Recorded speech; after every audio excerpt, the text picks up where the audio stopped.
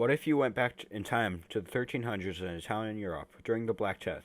Could you survive the plague? The Black Death, also known as the bubonic plague, was an extremely dangerous and infectious disease that ravaged through Europe during the 14th century.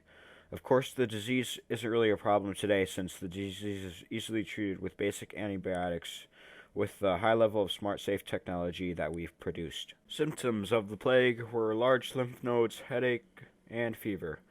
Vomiting blood would soon follow, and in a little more than a week you were dead. Welcome to my mine. We are mining diamonds. Okay, so the plague originated somewhere in Asia and was carried by black rats, which were pretty common. Fleas would suck the infected blood of the rats and would infect humans when the fleas landed on them and vomited the infected blood into the human veins. Over time, it got to the Middle East from Mongols in battle catapulting the infected bodies over the enemy walls to infect their enemies. This was a very smart and an effective way to fight enemies and was one of the first uses of biological warfare. After it spread further west, infected rats would climb aboard trading ships, and since trade was a massive moneymaker for people in the Middle Ages, there were a lot of them.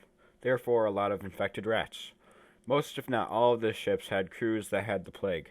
When the ships reached their destination somewhere in Europe, they wouldn't let the ships dock because they saw that the crews had serious illnesses and were either dead or dying. In theory, this would have worked to keep the plague out of Europe, but the rats found ways to get ashore. From there, it was easy to see that it would spread very quickly because of the large amounts of people and rats and small enough amount of cleanliness.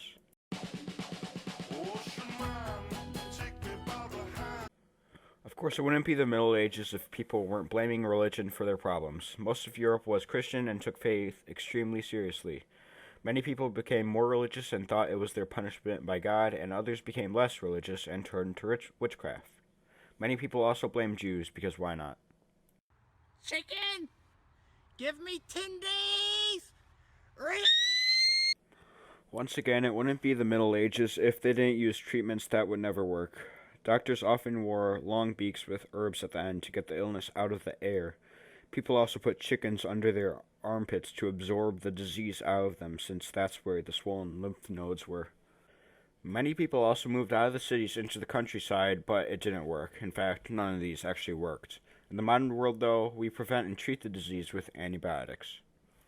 Today we are going to be going over 5 Minecraft YouTubers who've sworn.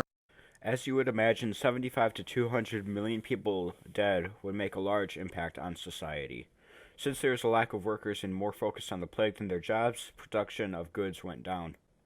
There was also a lot of inflation caused by the rotting crops. Not everything was terrible, though.